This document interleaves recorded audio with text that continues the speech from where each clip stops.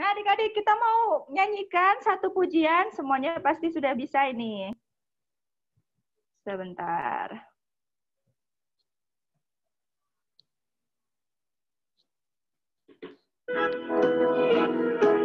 Jangan kamu khawatir.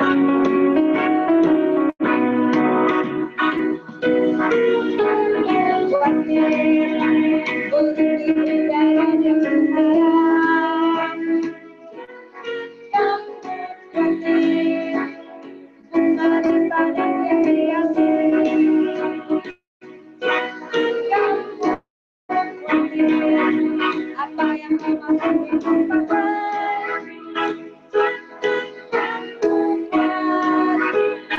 Bapa di surga memelihara.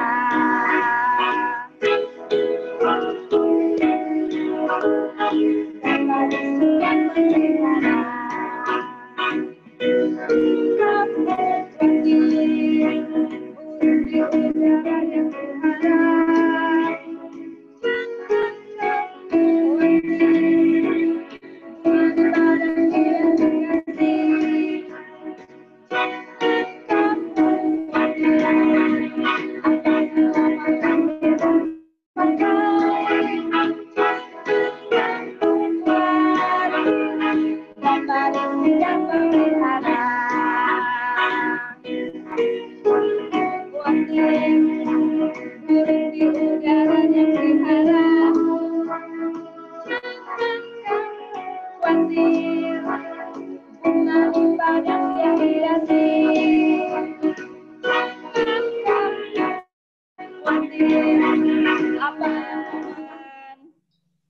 Nah, adik-adik, kita bersyukur bahwa kita punya Tuhan Yesus yang selalu memelihara kehidupan kita. Kita mau nyanyikan satu pujian lagi. Ku tahu Bapa peliharaku.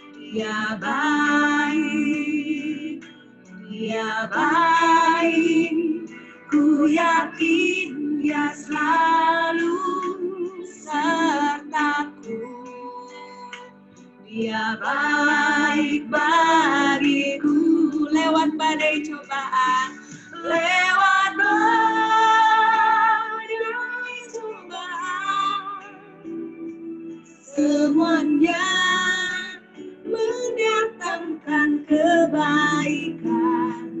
Ku tahu Bapa peliharaku, Dia baik bagiku. Siapa di sini yang merasakan pemeliharaan Tuhan, angkat tangan. Kita mau nyanyikan pujian ini dari awal. Ku tahu Bapa peliharaku. Ku tahu Bapa peliharaku. Dia baik, Dia baik, Dia baik. Ku yakin Dia selalu sertaku. Dia baik bagiku. Ku tahu Bapa pelihara. Ku tahu Bapa pelihara. Dia baik, dia baik. Ku yakin dia selalu sertaku. Dia baik bagiku lewat badai cobaan, lewat badai cobaan. Semuanya mendatangkan kebaikan. Ku tahu Bapa peliharaku. Dia baik bagiku. Haleluya. Nah, adik-adik, kita tahu bahwa Bapa kita memelihara kita selalu senantiasa. Maka dari itu, mari kita mengucap syukur kepada Tuhan. Kita mau sama-sama berdoa sambil kita siapkan diri kita untuk menerima firman Tuhan. Mari kita berdoa. Tuhan Yesus, terima kasih Tuhan buat puji-pujian yang boleh kami naikkan kepadamu. Biarlah itu semua boleh menyenangkan hatimu. Dan saat ini kami mau sama-sama belajar akan kebenaran firman-Mu. Berkati setiap kami Tuhan, untuk kami dapat mendengarkan dengan sungguh-sungguh dan mengerti akan kebenaran firman-Mu, supaya kami dapat melakukannya. Terima kasih Tuhan. Haleluya. Amin. Ya, kita sampai di padang gurun yang namanya Sin.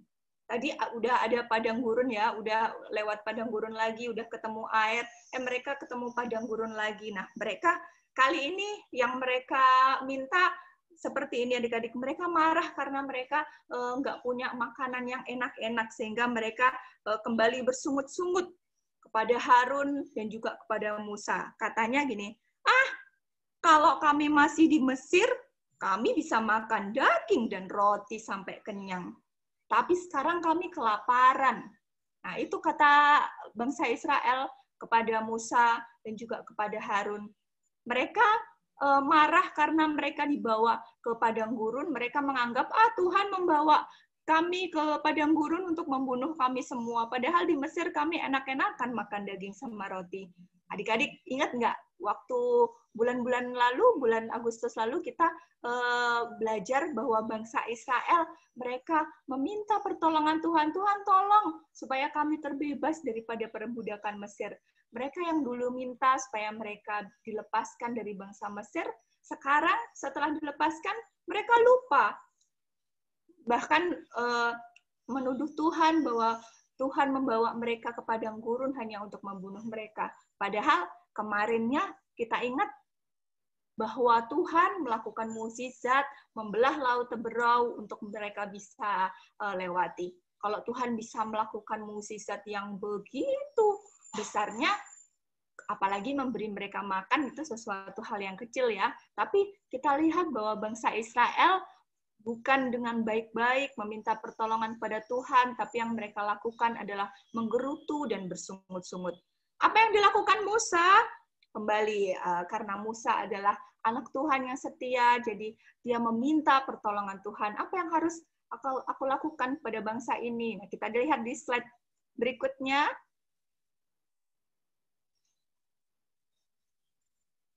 Di slide berikutnya. Nah, akhirnya Tuhan berfirman kepada Musa bahwa Tuhan akan mendatangkan makanan untuk bangsa Israel. Nah, adik-adik bayangkan bangsa Israel tadi jumlahnya ada berapa? Ada jutaan orang di tengah padang gurun. Gimana cara memberi makan pada jutaan orang di padang gurun? Mereka nggak punya lahan pertanian di sana, tanahnya kan padang gurun kan pasir semua, dan juga mereka baru tiba di situ juga. Tapi tidak ada yang mustahil bagi Tuhan. Maka Tuhan berfirman bahwa pada sore itu juga dia akan mendatangkan burung puyuh dalam jumlah besar sehingga mereka semua bisa makan daging. Dan keesokan harinya, pagi-pagi, bangsa Israel akan melihat mukjizat dengan Tuhan menurunkan roti dari langit kepada mereka. yang kita sebut apa adik-adik namanya? Mana. Nah, adik-adik, tapi Tuhan nggak memberikan mana kepada bangsa Israel ini dengan sembarangan. Tuhan memberikan persyaratan kepada bangsa Israel ini bagaimana mendapatkan mana itu. Kita akan perhatikan bersama-sama ya.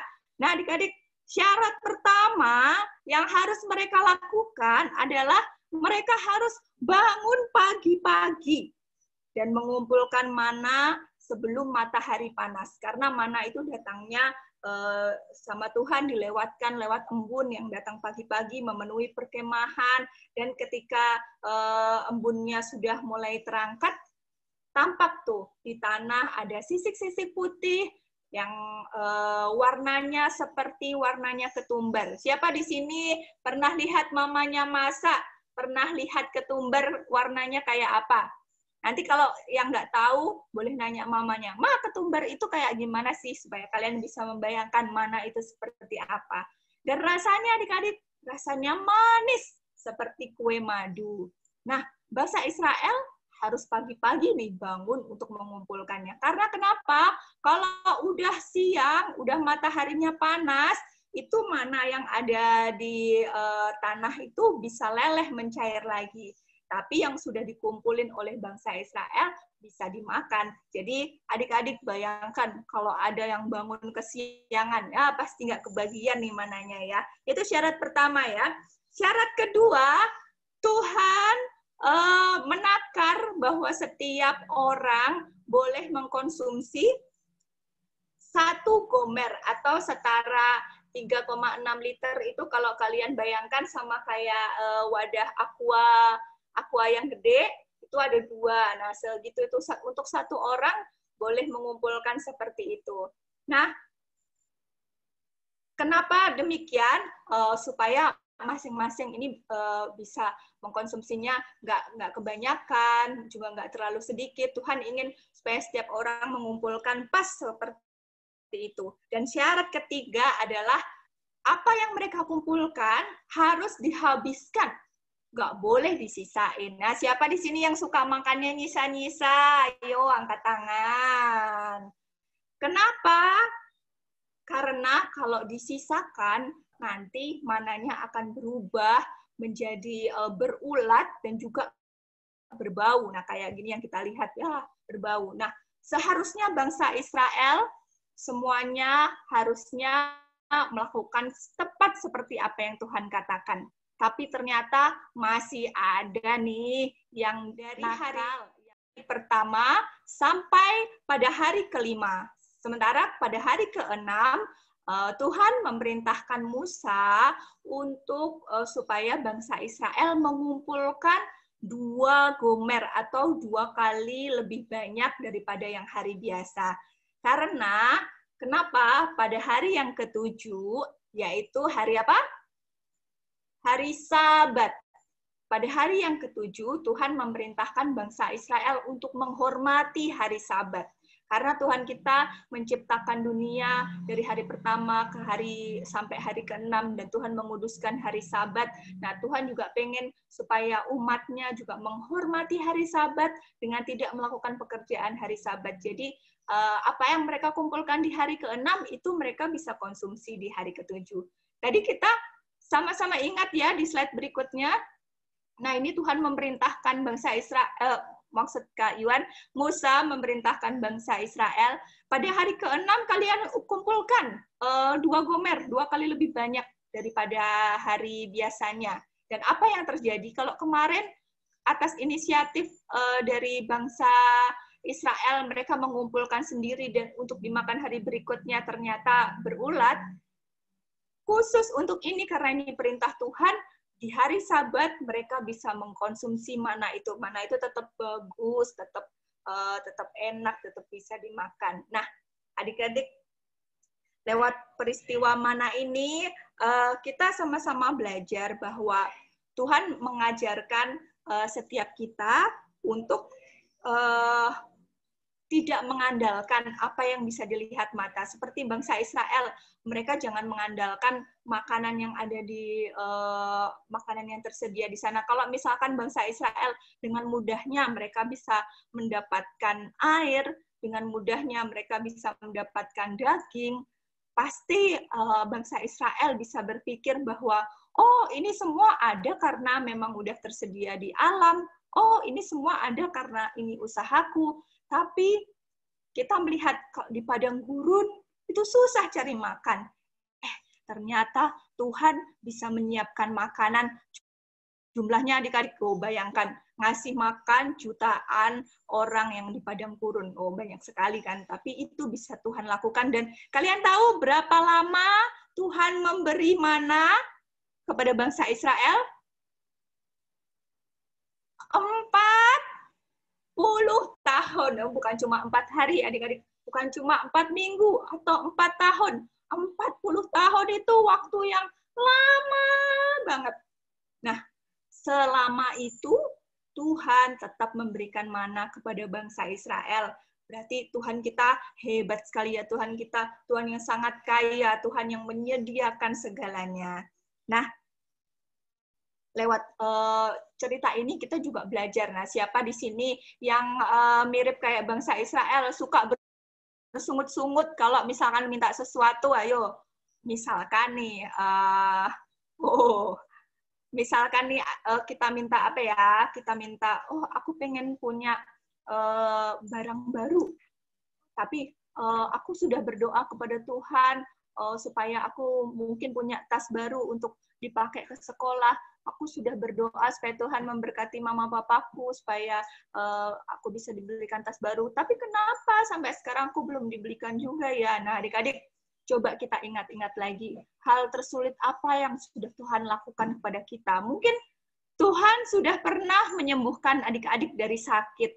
Nah, kalau Tuhan sudah melakukan hal yang jauh lebih sulit, apalagi menyediakan sesuatu untuk adik-adik, pasti Tuhan bisa lakukan. Jadi, kalau kita sedang pengen sesuatu, jangan bersungut-sungut, mintalah kepada Tuhan dengan baik-baik, supaya Tuhan bisa mengarahkan kita, apakah permintaan kita benar, dan supaya kita juga bisa bersabar, ya. Nah, kita akan baca ayat emas kita di siang hari ini di Ulangan 8 ayat 3. Nah, ini ayatnya agak panjang ya. Kita baca semua, tapi nanti bagian yang dihafalkan boleh yang warnanya ungu saja. Kita baca bareng-bareng ya. Semuanya dulu. 1, 2, 3. Ulangan 8 ayat 3. Jadi, ia merendahkan hatimu, membiarkan engkau lapar, dan memberi engkau makan mana yang tidak kau kenal, dan yang juga tidak dikenal oleh nenek moyangmu, untuk membuat engkau mengerti bahwa manusia hidup bukan dari roti saja, tetapi manusia hidup dari segala yang diucapkan Tuhan. Nah, dari ayat ini adik-adik kita semua bisa belajar bahwa Tuhan lewat peristiwa mana ini, ia di sini adalah ia Tuhan.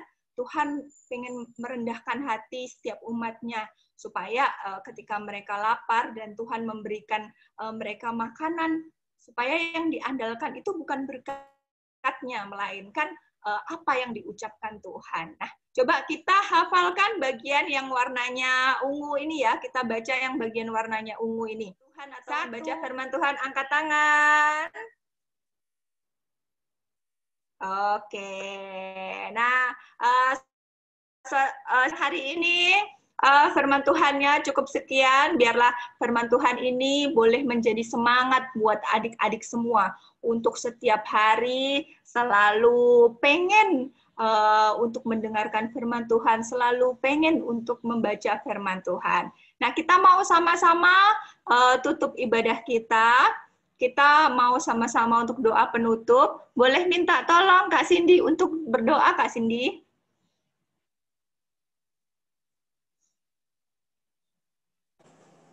Ya, mari adik-adik kita sama-sama berdoa. Tuhan Yesus, terima kasih untuk firman Tuhan yang telah kami dengarkan, yang telah disampaikan oleh Kak Yuan. Semoga firman Tuhan ini bisa mengingatkan kami untuk tetap setia, taat, untuk melakukan segala perintah-Mu. Sebentar lagi kami akan menyelesaikan ibadah sekolah minggu kami, Tuhan Yesus. Tolong berkati kami semua, lindungi kami semua, kesehatan kami semua, keluarga kami semua dalam lindungan Tuhan, dalam penyertaan Tuhan. Haleluya, amin. Hale.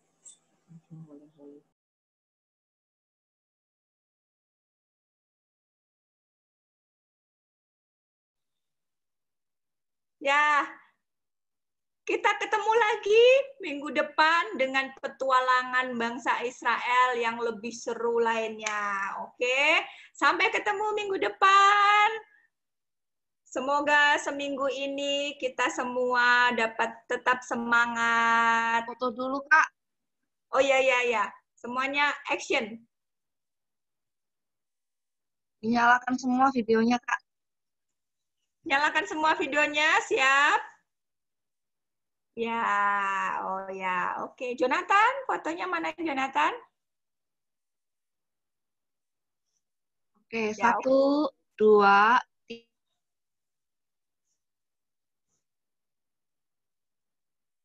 Oke, terima kasih Kak Maya. Sampai ketemu lagi minggu depan. Sampai jumpa. Mora, Indah, Jonathan, Mikael, Ashley, Annabel.